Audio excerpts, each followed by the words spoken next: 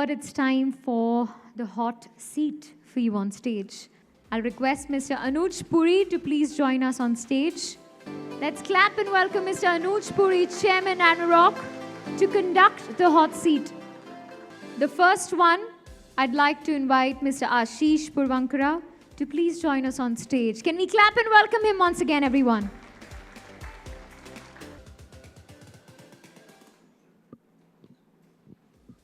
A very good evening to all of you, and a big round of applause for the group, the way that they have put this up together. Jayashree, for you, for Bibor, for Indrajit. Guys, big round of applause. You know, fantastic job that the ITP group has done it always, and, you know, you continue to impress us. You know, great setting, great audience here, and, you know, great venue, very comfortable for a lot of us. And those who came in from outside Bombay, quite easy to get back onto the flight. What Jayashree requested me was 7-8 minutes with each of the guys who are going to sit on that hot seat that I have to pose. These will be interesting questions, but 7-8 minutes, and, you know, it'll be sort of quickly done. 1 or 2 boring questions, but 4 or 5 very exciting questions that I'm going to pose. Let me get the boring questions out of the way. You know, the first one is that the Indian real estate is doing remarkably well. You think that this will continue for a period of time, or you think there is something lurking which may disrupt the exuberance that we are experiencing within the real estate? I strongly believe the next minimum 7 to 10 years is going to be an incredible time for India as a country, economy, and specifically real estate. If one looks at the key country parameters in terms of debt, credit that's out there, in terms of urbanization that's happening, and you compare the data with any other developed nation, we are far behind. So there's enough and more headroom. Of course, we may go through sentiment cycles where interest rates move. So, you know, for a couple of months, you may have slowdown in buying. But having said that, I truly believe the next 7-10 years, of course, it also depends on the brand, it depends on the product, it depends on your offering to the customer. But by far, I'm quite excited for us as a country and as an industry for the next 7-10 years. And I think, you know, I echo that. And Indrajit definitely echoed that when he said, "Achhe din aage hain yahan pe." And, you know, it does appear like that the economy, the real estate, and as you rightly said, at least for the 7 years, foreseeable future, we look to be pretty in good shape. And the key economic indicators and ratios say that. I mean, unless there's something really disruptive that happens in the world, or you know, like a Ukraine war or something, right? But besides that, I think our data, our numbers, our ratios tell me that the next 7 years, 10 years will be great. Ashish, you mentioned it. Dad also mentioned it. It was quite nice to see him on the video. You know, that over the last few decades, Purvankara as a group has remained very relevant.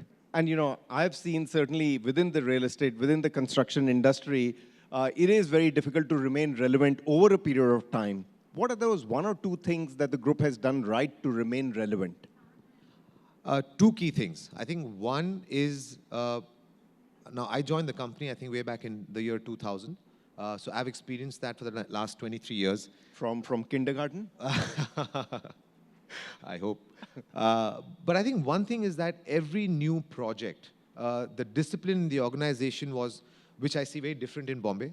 It's the promoter who sits on the FSI extraction. While I think that's extremely important. While that's extremely, if you ask a Bombay developer who your architect is, he probably won't know who the designing architect is, but the licensing architect is his best friend. He has breakfast, dinner, lunch with him. But yeah, you know, started my journey with this company in Bangalore. So every project, we would actually give the first couple of cuts to our sales team. So the feedback on the design, layout, efficiency, amenities, we would not even get involved, right? So it was on the ground feedback. And so you've seen a constant evolution of the product that would happen.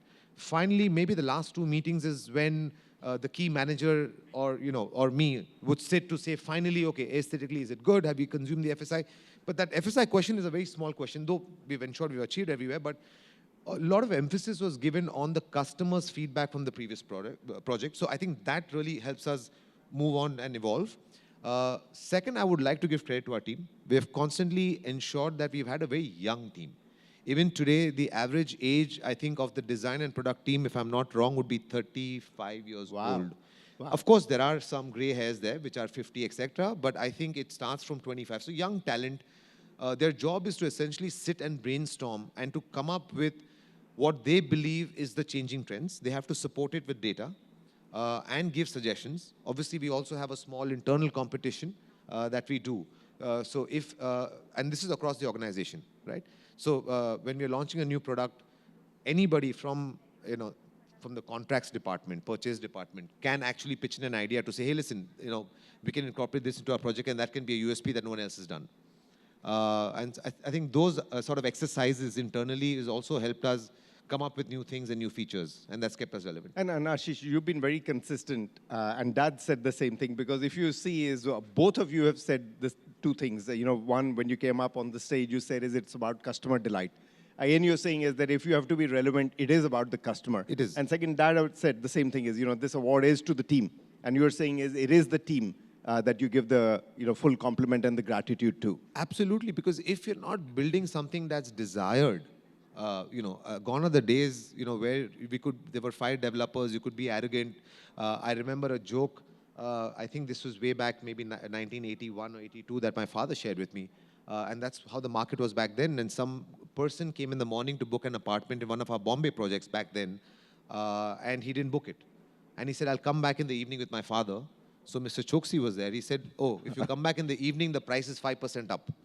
Just look at the arrogance, right, that we had. And today, if you do not cater to the changing needs of the customer, I think you become irrelevant. I have 3 minutes left, and I must put in a caveat. He's a dear, dear friend. So the questions that I'm going to ask him, he may give you different answers. I may know different answers, but I will ask my first question. Who is your 4 a.m. friend? Wow. This is like... He's wondering, should I tell what Anuj knows, or should I tell what the audience wants to... I would like to, an honest answer. I think my 4 a.m. friend would be Jasbir, my wife. I think I've been fortunate in that regard, where we really connect as friends more than anything else. So she's someone I really bounce ideas off, someone I really relate and connect with, as a friend more than anything else. What motivates you to get out of... I hope this is being televised. What motivates you to get out of bed in the morning? So to me, the business, the most exciting part of the work that I do is creation. I love spending time on design. I love walking onto a vacant piece of land, and it's, I guess, something that I've also grown up with, because all I heard at the breakfast table with my father was, he's never asked me how your day was or who your friends are and what did you do. He would start talking about real estate, right? So for me, I really get excited when we take on a new project. We got to sit, we got to brainstorm, the licensing bit of it, the construction, slowly leaving it to the professionals, trying to bring that creativity back, and that's what keeps me excited through the day. What's one advice that you'll give to a younger Ashish Purvankar? Younger, not young. Okay. Wow.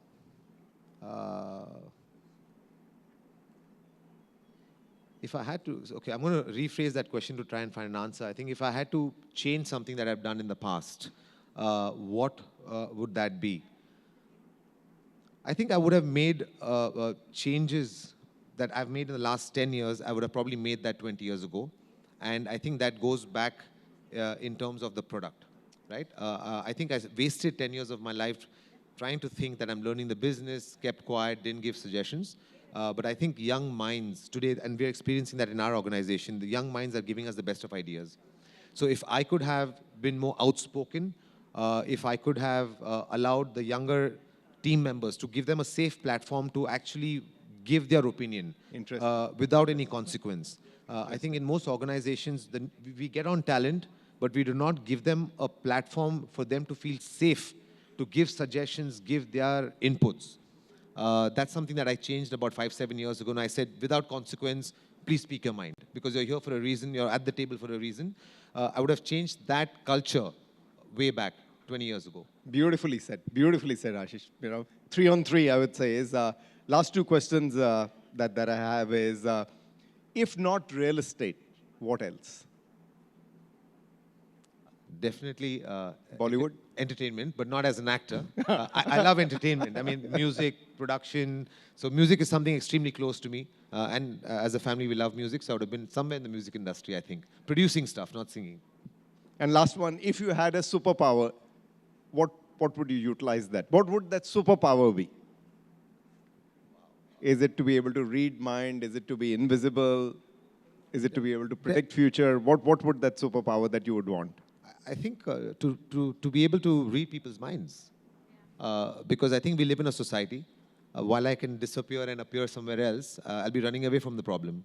But, Wow. but if I'm able to read someone's mind to understand positively, to understand what the hurdle is or what the concerns are, and therefore be able to appropriately address it, I think it'll be a better world. And I would be using my powers, I guess, properly than doing something that I shouldn't be doing.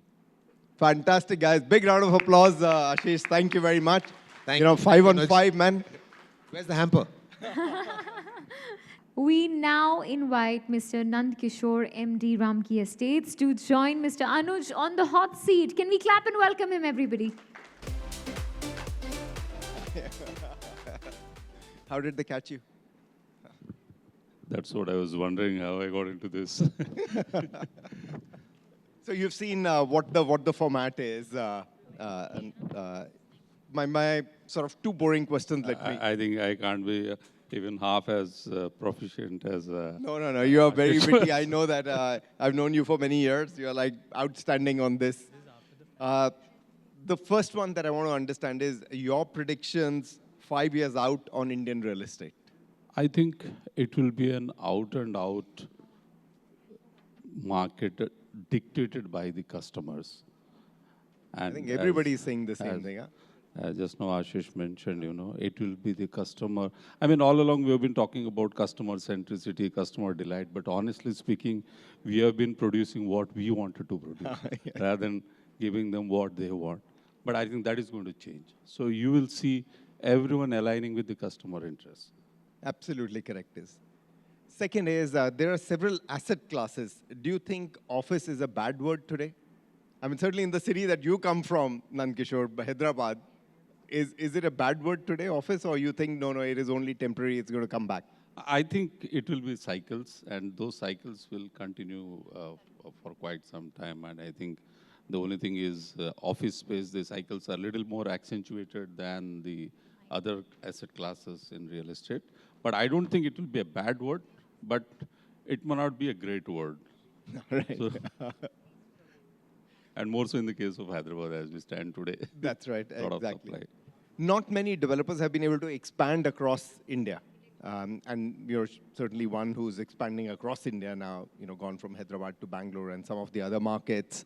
Do you think it is okay? Is it really sustainable to continue to expand, or you think is that there is a challenge when you expand into new territories and hence that expansion will be limited?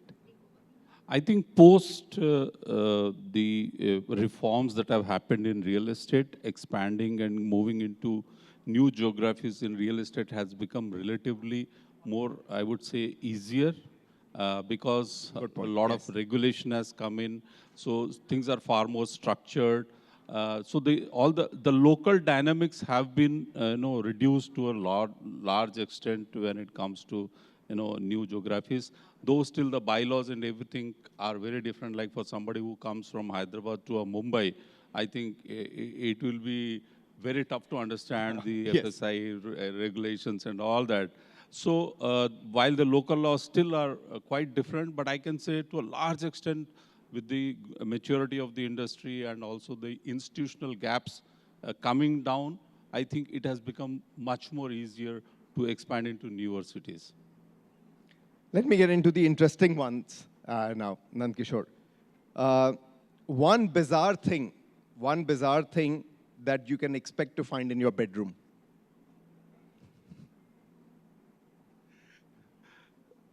There are Okay, roughly I'm gonna around ask you this 8. one. there are 8 speakers, 3 audio systems. I'm a music lover, and I keep In the bedroom. in the bedroom, and I keep on changing one to the other every other day. If you had a possibility to invite 4 people for a dinner party, any 4 people who are living, who would those 4 people be? Any 4 people globally that you would want to have dinner with, who would those 4 people be? Okay.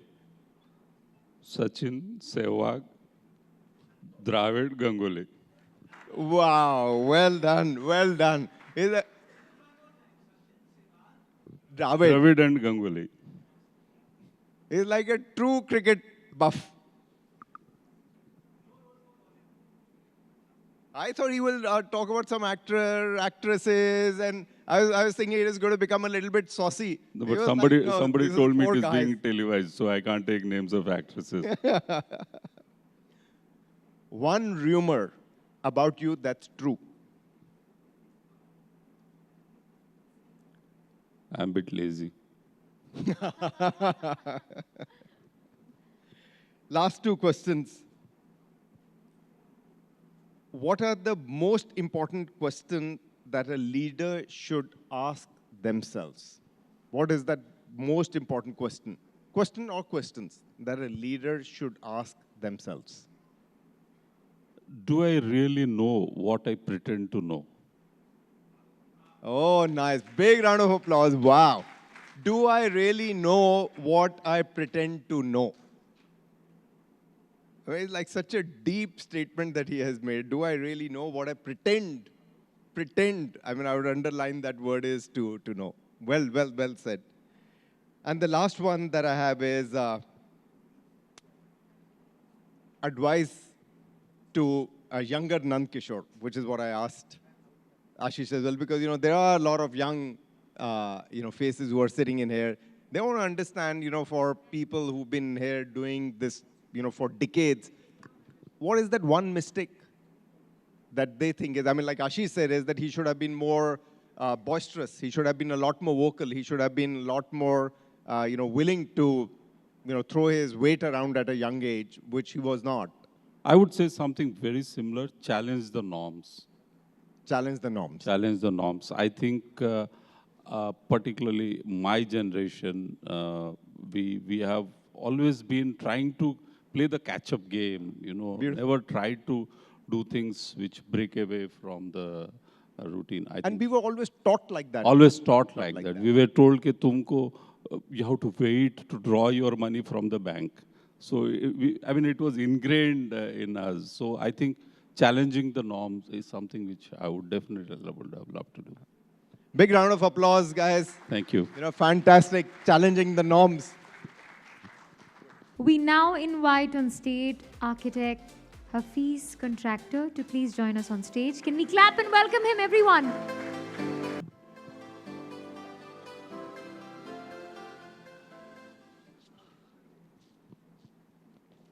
Again, Hafiz, I've known for many years. When you meet up with him in private, he has a super sense of humor.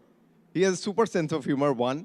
Second is, amongst few guys that I know, absolutely vocal if things are not right, even if it means that it is against the current establishment. He has zero problem. If it is not good, if it is good, he will really applaud. If he is not good, he is not going to be shy to say, buddy, this is wrong, completely wrong. I'm absolutely against it. And I've seen in several formats, several forums, where he's addressed the establishment to say, guys, I do not agree, I disagree. And I haven't seen many people who have that guts to actually stand and say, I disagree with what has been said. So, great to have you on that chair.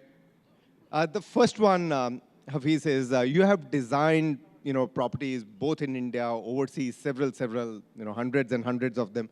My first question is India a very price-sensitive market, and hence it hinders design excellence? Yes, it is very price sensitive.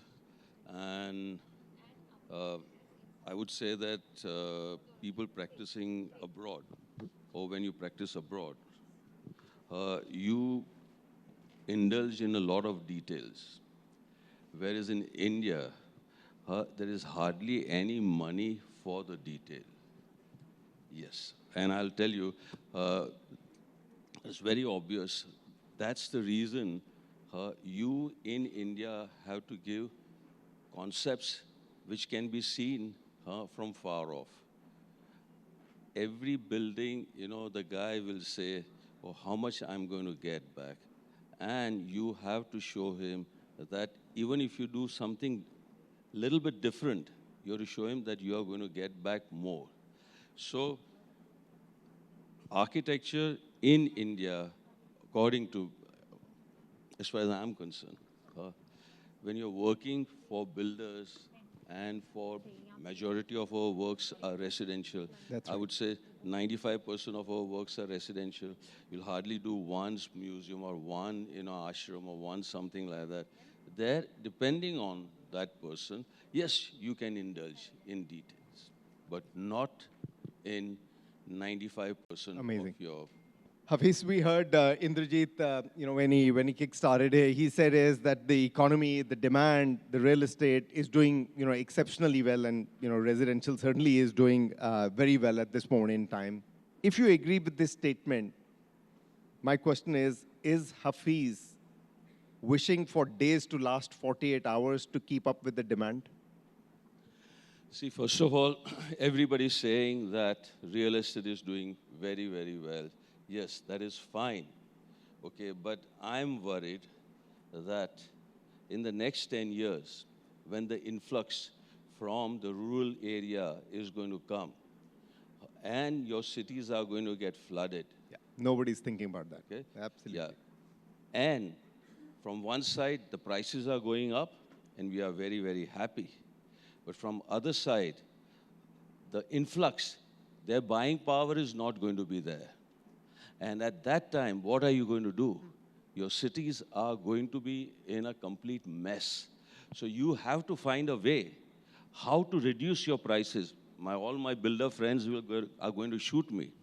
No, you increase your profit, but think about how to reduce the pricing. And that is going to, and then the scope is so large because the forecast says that you have to build one Chicago every year. That's the amount of building that you are going to do. Imagine 500 million people from the villages are Coming going into to the come cities. to the cities. Wow, wow. And which cities are there? If you really look at it, where you get employment, there are only 5 or 6. And out of 5 or 6, some of them don't have water, some of them are. So Mumbai, and we think that, our pricing are going so many rupees. That's not really very good. So think about the prices. The market is there, but you have to think about the prices and devise new ways by which you are going to reduce the prices and also give profit to the builder. Which is a tough one. Tough one. But, that is what the question is. That's what you have to address. And we are working on that. Okay? Nice, nice, nice. Yes. Hafiz, I've seen so many of your creative projects, so many of the creative buildings. Even today, what you did 20 years ago, stands out. My question is, where do you find the inspiration? Where do you find this inspiration when you design? My biggest inspiration comes from the client. He comes with certain problems, and that inspires me to give him a completely different. I don't have any set rules. Acha. I don't have set rules. People think that I design in a particular manner. No. Every day, the design changes, the rules change. There are no rules, and that's the rule. That's the rule, that there are no rules. Yes. Nice, nice. What life lessons does architecture teach you? I think architecture has taught me virtually everything, how to deal with people, how to satisfy, how to twist and turn in the middle and take the new course, which is the right course. Don't stick with something, which you just think that, oh, this is the way I'm going to do. 10 minutes back, I might have, sometimes, some clients say, oh, you said this, but the conditions were different. Now the conditions are different, and I don't feel at all anywhere wrong that, I change my stand, and I say that I changed my stand because of this, Yeah. and I'm not ashamed of Yeah. saying that. Yeah, yeah. And that's how, I keep. And the other thing is, I take, say, you are my junior, and you give me an idea, or the client gives I've me an seen that. idea. I've seen that. I'll, You'll be delighted with that. Absolutely, yeah. and I accept it. I've seen that in real life. Hafiz doing that is, as a client's representative, I said, can we do this? Zero, zero, yes, yes. It is not that, no, no, no, this is my design. I have to prove myself right. Is, yes, Anuj, I'm very happy. I think, yeah, we should do this, that. It is a delight to work with someone like that, Hafiz. Um, One project which you've not designed, but you would wish that you had designed. The new Parliament building. Ah, nice, nice, nice. Yes, I'll tell you why. I feel that there was a chance for India to show the world that this is what we can create. And what we have created is another building which will just blend into New Delhi and will be forgotten in just a matter of hours. Matter of hours. And that should not be the case. Wow, wow. I'm going to ask bedroom questions. No, no, no, no. Big, big round of applause for that statement. If you were not pursuing architecture, what other profession would you be in? I would have been a painter, Painter. Painter, an artist, artist. or a sculptor. Wow. Though I wanted to join the army. What are you saying? Yes, because nobody was giving me admission forms also to appear for an entrance exam for an architectural college. What are you saying? Really? Yes, yes. And with influence, I got into an architectural college.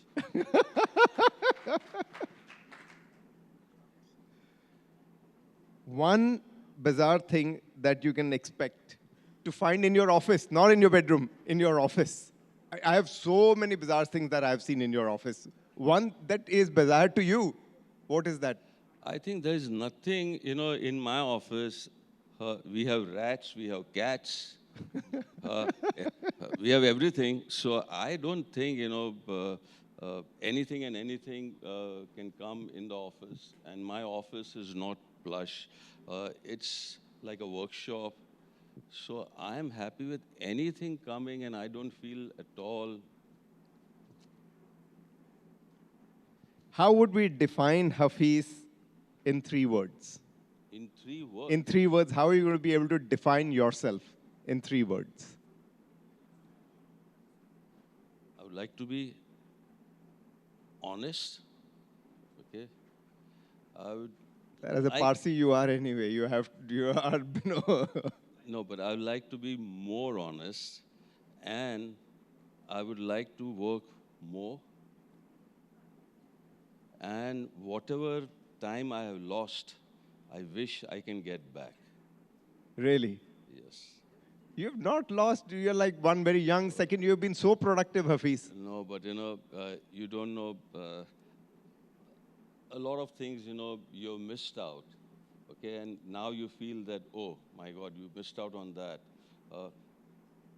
So there's a lot to be done. There's a lot to be done, and I feel that there's a lot to be done in the real estate, in the construction world, and I really mean it. What I said, that it's a great opportunity, and when everybody's talking about sustainability, I think for India and for us, how we are going to provide that kind of a amount of housing at a very, very affordable price.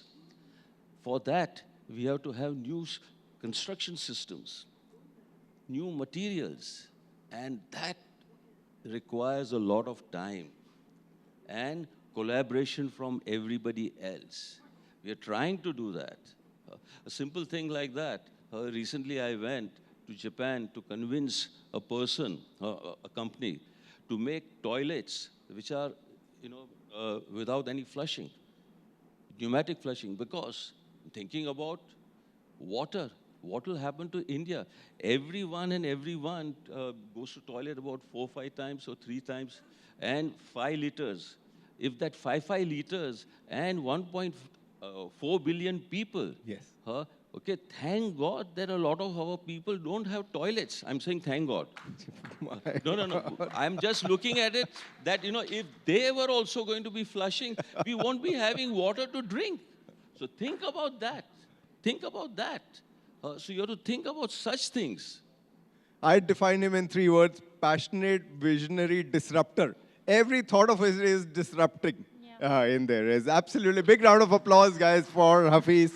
My last question to you is: if you had an opportunity to do dinner with 4 people, who in your mind will be those 4 people? I'll invite my old friends and my present friends. I am not going to invite anybody whom I don't know.